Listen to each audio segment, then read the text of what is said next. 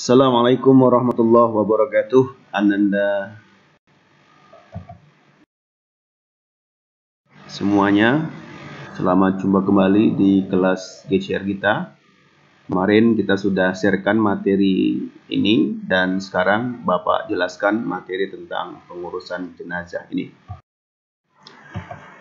Ananda semuanya, mengapa ini penting kita pelajari tentang pengurusan jenazah? Karena setiap kita pasti akan menemui kematian. Dan kalau kita tidak diurus orang, ya kita akan mengurus orang.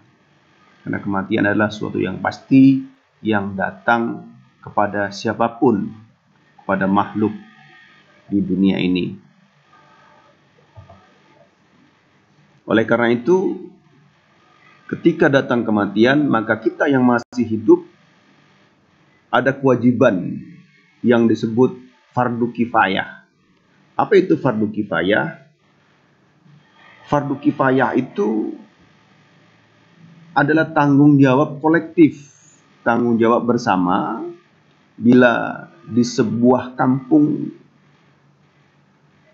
ada terdengar atau ada orang yang meninggal dunia, bila itu tidak dilakukan pengurusan jenazahnya, maka satu kampung itu akan mendapatkan dosa secara kolektif karena tidak mengurus jenazah. Tapi kalaupun hanya dilaksanakan oleh 1-2 orang saja, maka pengurusan jenazah itu sudah lepas kewajiban dari seluruh warga di kampung itu. Itulah makna hakikat dari fardu kifayah. Oleh karena ini sangat penting kita pahami dalam hal tentang mengurus jenazah ini.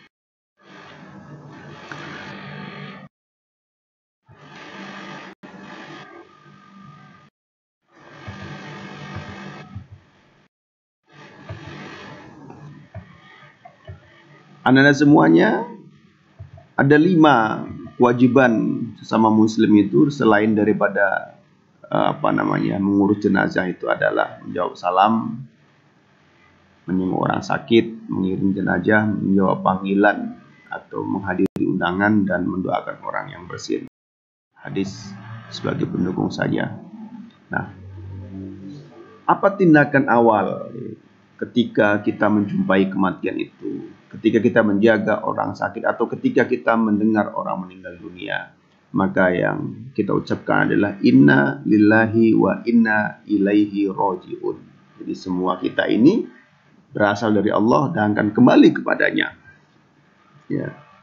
Kemudian apa yang harus kita lakukan berikutnya seandainya kita menunggu orang sakit meninggal dunia tadi itu, ya, seandainya ada kotoran yang keluar dari duburnya, maka kita bersihkan terlebih dahulu sebagai ahli waris atau keluarganya untuk membersihkan kotoran dan kita tukar pakaiannya.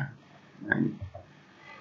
Kemudian bila matanya masih terbuka, kita tutup kedua belah matanya, ya, karena kemudian lipat tangannya seperti ketika kita sholat, ya, bersedekapkan tangan kanan di atas tangan kiri.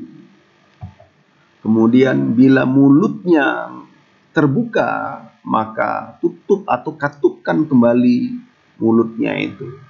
Bila perlu diikat pakai kain kafan, perban yang ada di rumah sakit ataupun kain yang ada di rumah kita. Nah, ini karena terkadang ada seorang yang meninggal itu mulutnya terbuka. Kemudian luruskan kakinya, ikatkan kedua ibu jarinya, ya, supaya tidak renggang, ya, dan letakkan di tempat yang tinggi, hadapkan. Nah, ini. Berikutnya, karena kematian ini adalah awal kita menuju alam barzah, ya, maka ada beberapa hal ini yang bisa dijadikan amalan kita, ya, yang bisa menghalangi siksa kubur. Ya. Memelihara sholat 5 waktu itu sudah jelas sekali. Kemudian mengamalkan membaca ayat Al-Quran, ya.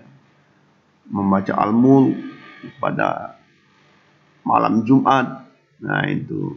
Kemudian ketika kita mati syahid, mati di hari atau di malam Jumat, karena ini tanda-tanda husnul khotimah. Akan tetapi kematian itu tentunya tergantung kepada amalan kita selama kita masih hidup. Nah ini, karena sakit perut, nah, kemudian tidak ditangisi mayat di waktu kematian seperti perlakuan jahiliyah, jadi meratap dan segala macamnya itu. Ya. Kemudian selalu misalkan bersedekah, menyempurnakan bahasan wudhu, dan menolong orang yang sedang dianiaya, serta selalu bermohon pada Allah agar dilindungi dari siksa kubur. Inilah 10 amalan yang insya Allah bisa menghalangi kita dari siksa kubur. Nah ini. Nah, apa kewajiban terhadap jenazah? Jadi setelah kita tadi lakukan meninggal dunia, sudah kita siapkan apa namanya itu, katup matanya, dan kemudian itu sudah kita sedekapkan tangannya menghadap ke kiblat. Ya.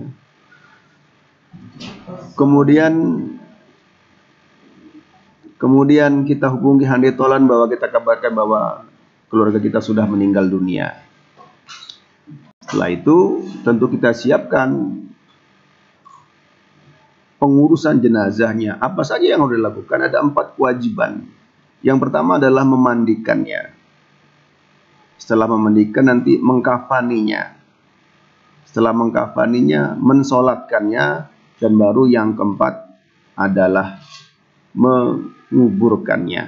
Nah ini 4 inilah yang Ananda harus kuasai betul, karena paling tidak ini adalah kegiatan atau aktivitas terakhir terhadap orang-orang yang kita cintai. Kalaupun tidak untuk orang lain, paling tidak untuk orang tua kita masing-masing. Kita yang memandikan jenazah orang tua kita, kita yang mengkafani jenazah orang tua kita, kita yang menjadi imam sholat jenazah bagi orang tua kalau orang tua kita kalau kita laki-laki, dan kita yang ikut serta menguburkan jenazah. Jadi untuk Ananda yang laki-laki, 4 ini tak ada tawaran, harus dikuasai, harus bisa kita melaksanakan, harus bisa kita jadi imam sholat jenazah paling tidak untuk orang tua kita. Bagi yang masih punya orang tua tentunya, kita yang mengkafani, kita memandikan, dan kita pula yang mengantarkan ke kuburan.